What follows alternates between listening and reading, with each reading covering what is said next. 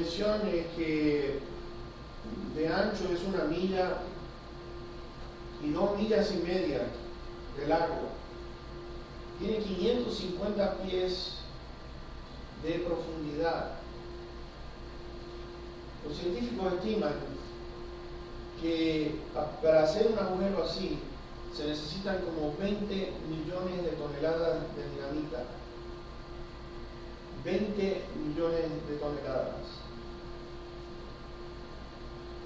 Y dice la palabra de Dios que esto es lo que va a suceder en el momento que Dios diga: hasta aquí están los últimos 7 años profetizados por el profeta Daniel, capítulo 9. El Señor Jesucristo, allí en Apocalipsis, en el capítulo 3, versículo 10, Él dice lo siguiente: la hora de prueba que va a venir sobre toda la tierra para probar a sus moradores. Sobre la tierra entera para probar a sus moradores. No está hablando de una sola nación, está hablando del mundo entero. La idolatría, la inmoralidad que vemos nosotros en todas partes del mundo está llegando al mismo lugar que hemos visto en Génesis 6 y en el capítulo 18 de Génesis. Encontramos palabras escalofriantes. La palabra de Dios dice que allí es donde va a haber tanta, pero tanta desesperación como ustedes no se imaginan.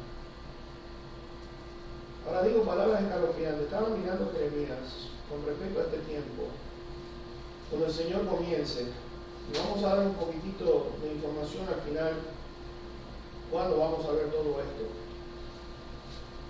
Pero Jeremías, por ejemplo, cuando está hablando de la copa de la ira sobre las naciones, yo quiero que ustedes vean las palabras que el Señor mismo comparte a través del profeta.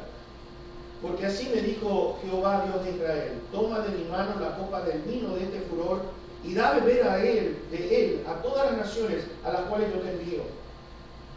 Y beberán y temblarán y enloquecerán a causa de la espada que yo envío entre ellas. Les dirás, pues, así ha dicho Jehová de los ejércitos, Dios de Israel: beban y embriáguense y vomiten y caigan y no se levanten a causa de la espada que yo envío entre ustedes.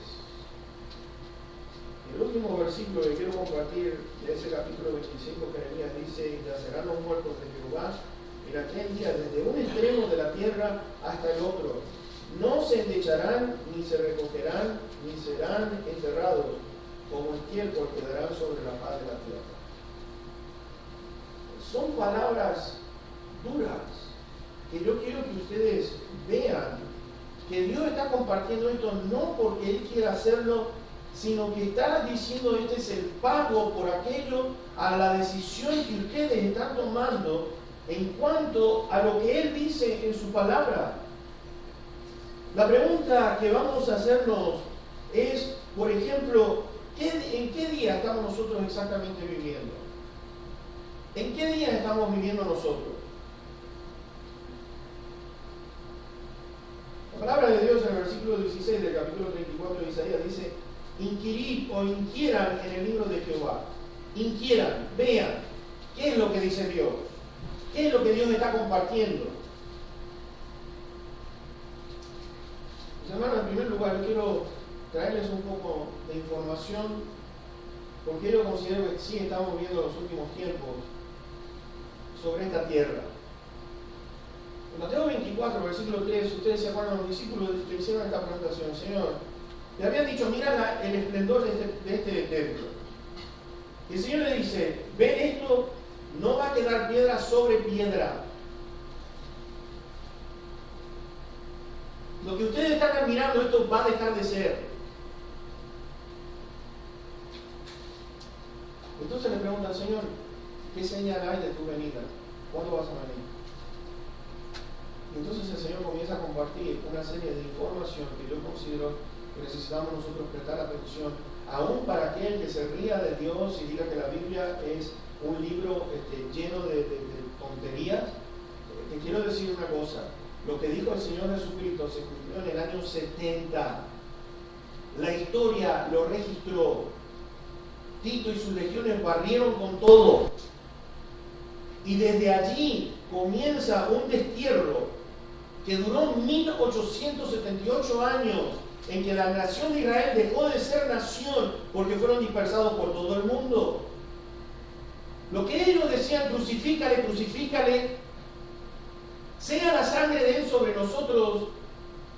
El lamento del Señor Jesús, ¿cuántas veces, Jerusalén, yo he querido agruparte como la gallina a su polluelo y rechazo tras rechazo has matado a los profetas, rechazas la advertencia, rechazas la palabra de Dios? Sin embargo, ¿sabes qué? Dios tiene un plan para esta nación. En Ezequiel 37, el versículo 11 y 12, para aquellos que estén tomando notas, nos dice que había un valle de huesos secos. No sé cuántos de ustedes leyeron esa historia. Hay un valle de huesos secos. Y el Señor dice que ese valle de huesos secos es la casa de Israel. Y sin embargo, Dios dice que le da lo que es aliento, vuelve a revivir, pone sobre esos huesos secos carne, tejido, piel, y el Espíritu sopla sobre aquellos huesos y comienzan a tener vida de nuevo. Y el Señor dice allí, ya no más van a ser dos reinos, sino van a ser uno solo. Porque Israel se había separado en el reino del norte y en el reino del sur. Y dijo, eso no va a ser, en los últimos tiempos no va a ser así. Israel iba a ser restaurada por la profecía dada al profeta Isaías, de Ezequiel. ¿Y sabes qué? Mayo 14 de 1948 parecía algo imposible, pero la nación de Israel está en su tierra nuevamente.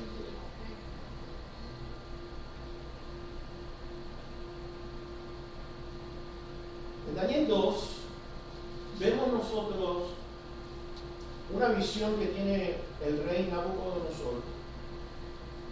Y mis hermanos, allí, a través de esta visión que Dios le da a este rey, le comparte los reinos que iban a venir, los reinos mundiales que iban a venir. Reino de Babilonia, Medo-Persa, griego, Roma, y después menciona un último imperio. Voy a hacer referencia de ese último imperio dentro de poco. Pero en esa visión, el último reino o imperio mundial dice que va a estar mezclado por alianzas humanas.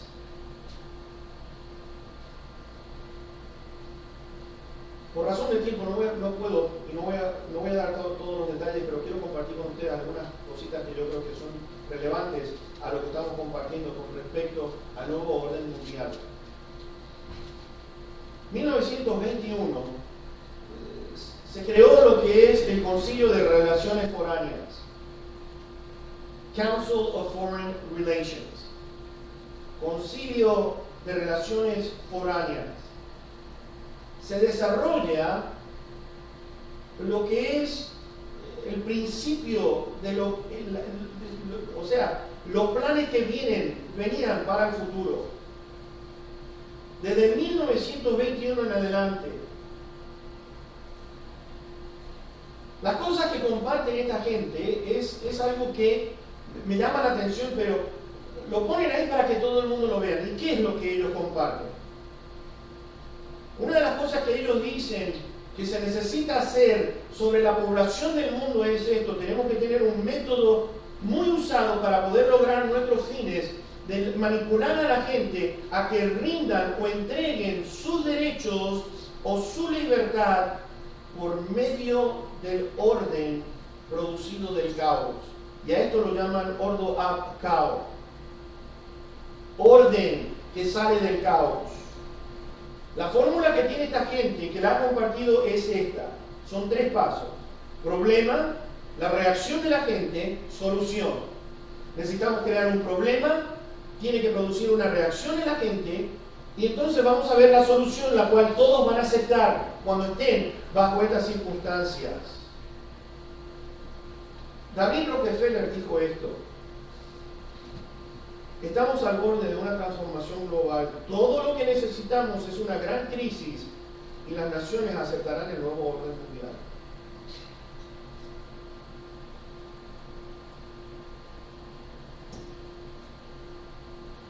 En 1950, Santiago Warburg, James Warburg, dijo esto: tendremos un nuevo orden mundial, les guste o no. La pregunta es si será por consentimiento o por conquista.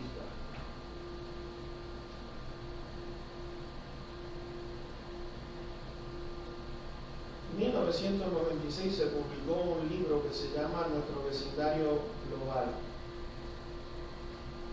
Global Neighborhood. Me llamó la atención con respecto a este libro, fue un libro muy vendido, porque exhorta a las naciones que dependen de la una y de la otra, y dice ahí en ese libro: necesitamos por lo tanto fortalecer las Naciones Unidas. Desde 2008 para acá, lo que son considerados G8 o G20, ustedes tienen Argentina, Australia, Canadá, China, Francia, la Unión Europea, han estado desde el 2008, han estado hablando de crear lo que es una moneda internacional. Una sola moneda en el mundo. Y estamos siendo encaminados a pasos bien agigantados a ese momento. Vuelvo a repetir, es tanta la información que no tengo tiempo para compartir, pero lo poquito yo quiero que ustedes vean el problema, cómo va a surgir esta crisis, porque ya lo vienen hablando los especialistas de economía. El 2008 nada más que fue la primera tecla que tocaron de las otras teclas que van a empezar a tocar en breve. Uno de los grandes problemas, y estamos viendo esto en Europa, en Grecia, ¿te has dado cuenta de lo que está pasando en Grecia? Uno de los grandes problemas que tiene la nación es su deuda externa que tienen con el Banco Internacional. Y hay algo que está causando es miedo en los inversores en cuanto a que si la gente o las naciones dejan de pagar o la gente saca su dinero de los bancos, lo único que va a hacer es profundizar la crisis. Pero ya vimos eso. Cantidad de gente que estaba comprando cajas fuertes. Se batió récord porque la gente sacaba su dinero de los bancos para llevarlo a su casa. Y esto hace poco. Apocalipsis 6 vemos nosotros que sale un caballo blanco, representa paz, y me doy cuenta que es paz por los otros versículos que siguen. Se ve bien claro, porque como digo en el versículo 4 dice, se quita la paz de la tierra. Sin embargo, en este versículo, los primeros versículos, nos dice que sale el caballo blanco. Interesante porque dice que tiene un arco, el jinete, pero no tiene flechas, lo cual quiere decir que no va a haber necesidad de derramamiento de sangre, sino que va a ser por medio de un pacto, que es lo que vemos nosotros en Daniel capítulo 9. Alianzas humanas. Apocalipsis 17 nos dice a nosotros que los 10 cuernos que han visto son 10 reyes que aún no han recibido reino, pero por una hora, por breve tiempo, recibirán autoridad como reyes juntamente con la bestia.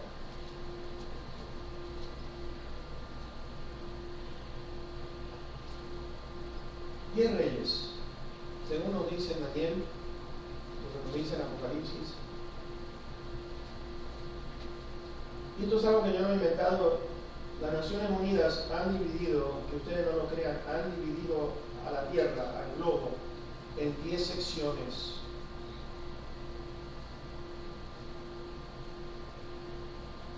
Interesante, ¿no?